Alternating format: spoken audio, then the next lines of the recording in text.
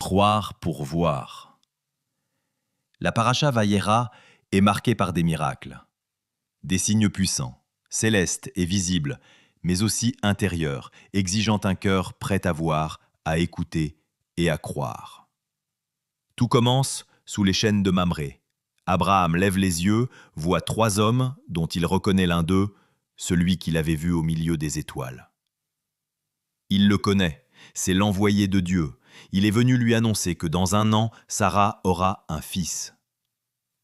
Dans le verset d'Hébreux 11, il est dit « C'est par la foi aussi que Sarah elle-même, malgré son âge avancé, reçut la force de concevoir un enfant parce qu'elle considérait que celui qui en avait fait la promesse était digne de confiance. » Abraham voit, Sarah entend, et Dieu accomplit.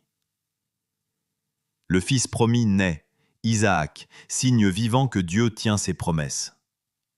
Peu après, un autre signe s'impose, le jugement annoncé sur Sodome et Gomorrhe. Lot voit le Fils de Dieu, il le reconnaît, il obéit et sort. Mais les habitants de Sodome et Gomorrhe voient eux aussi le Fils de Dieu envoyé pour les sauver, mais ils ne le reconnaissent pas. Ils sont aveuglés par leurs désirs impurs, les péchés ont pris possession de leurs pensées. Le Fils de Dieu est toujours là. Il est Yeshua, présent continuellement dans ce monde, mais beaucoup ne le voient pas. La vie, les occupations trop astreignantes, les péchés ont pris le dessus sur leur cœur. Beaucoup pourtant regardent sans voir et entendent sans écouter. Ce n'est pas l'absence de signes qui perd l'homme, c'est l'endurcissement du cœur. Yeshua reprendra ce thème de Sodome et Gomorrhe dans Matthieu 11, 20-24. « Malheur à toi, Chorazine, malheur à toi, Bethsaïda, et toi, Capharnaüm. Car si les miracles faits au milieu de vous avaient été faits à Sodome, elles subsisteraient encore aujourd'hui. Là où le Fils de Dieu n'est pas accueilli, même l'évidence devient invisible. Là où le cœur se ferme, le signe se heurte et se perd. » Vient alors l'épisode le plus haut, la ligature d'Isaac. Dieu demande le fils de la promesse. Abraham monte, obéit, tend la main, et Dieu arrête le geste, pourvoit le bélier, redonne le fils. Dans Hébreux 11, 19, il y a cette réponse. Abraham pensait que Dieu est puissant même pour ressusciter les morts. Abraham croyait à la résurrection du Messie. Abraham n'avait aucune raison de s'inquiéter, Yeshua est là. Ainsi Vayera aligne 3 phares, naissance miraculeuse, jugement des péchés et résurrection du Fils offert et rendu, pour nous apprendre que les signes ne sauvent pas sans la foi, mais qu'ils confirment la fidélité de Dieu à ceux qui se confient en lui. Dans l'Écriture, voir n'est pas seulement regarder, c'est discerner, comprendre, adhérer. Le vrai obstacle n'est pas dans les yeux, il est dans le cœur. Un cœur endurci dans les péchés reste aveugle. Un cœur humble voit le miracle avant qu'il ne vienne. La foi en Yeshua n'est pas inaccessible, elle ose voir ce que certains s'interdisent. C'est le besoin de s'approcher de Dieu qui déclenche la foi. C'est une mémoire enfouie qui s'ouvre, qui l'accueille, qui lui obéit. Alors, l'invisible devient visible, révélation. Une porte qui s'ouvre au bon moment, une parole qui revient comme un écho, une rencontre qui éclaire la route. Yeshua se laisse aussi voir dans le regard d'une personne, juste pour dire « Je suis là devant toi, tu as besoin de moi, viens et vois ». Il veut se révéler et t'aider dans cette marche silencieuse qui cherche à combler ton vide.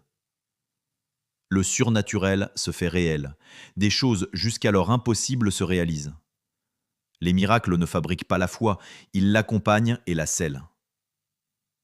Dans Matthieu 13, 58, il est dit que Yeshua ne faisait pas beaucoup de miracles à cause de leur manque de foi. Relu ainsi, Vayera devient un chemin. Abraham a cru avant de voir Isaac. Lot a pris au sérieux la parole avant la catastrophe. Sur le mont Morija, l'obéissance a précédé la délivrance. La foi ouvre le passage où les signes prennent sens et où les miracles peuvent se concrétiser, non comme un spectacle exigé, mais comme une confirmation. Il faut croire pour voir et non pas voir pour croire. Vayera nous apprend que la foi commence par une reconnaissance intérieure. Comme Abraham qui accueille ces hommes, il reconnaît parmi eux le Messie, alors en lui se crée le miracle. Tout ce qui peut entendre peut arriver, même l'impossible, sans preuve éclatante. Puisque c'est lui qui parle, l'âme devine et dit oui avant de tout comprendre. Il reconnaît la présence. C'est ainsi avec Yeshua. Il est venu, il a marché sur notre terre, il a porté nos péchés, il est ressuscité, et depuis plus de 2000 ans, il se tient là, discret et puissant, attendant qu'on le reconnaisse. La vraie foi ne naît pas après les miracles. Elle naît quand elle reconnaît le Messie et le miracle se produit. On n'attend pas de voir pour croire qu'il est le Messie. On croit, et alors l'âme s'éveille et sait. Mes brebis entendent ma voix, je les connais, et elles me suivent. Jean 10, 27. Cette voix ne s'impose pas, elle réveille une mémoire profonde, comme si nous nous souvenions soudain de celui qui nous appelle par notre nom. C'est pourquoi il dit encore « Heureux ceux qui n'ont pas vu et qui ont cru » Jean 20, 29. Reconnaître Yeshua, c'est lui ouvrir la porte sans exiger d'abord un signe. Et quand la porte s'entr'ouvre, on se met à voir autrement. Alors la paix revient sans raison apparente. L'espérance se remet à marcher. Non pas parce qu'on aurait accumulé des preuves, mais parce qu'on a reconnu le Maître. La foi n'est pas un spectacle, mais un réveil. Elle allume la lampe du dedans, et dans cette lumière, Yeshua est là. La foi est un miracle qui naît en nous, on ne peut pas l'acheter, ni lui mentir, ni la tromper. Quand la foi vient, on reconnaît que Dieu nous envoie Yeshua pour nous sauver. Si on a le cœur disposé à recevoir la foi, alors Dieu sera disposé à nous faire voir des miracles, des guérisons, des signes prodigieux. Car les miracles sont destinés à ceux qui croient. Crois et tu verras. Shabbat Shalom.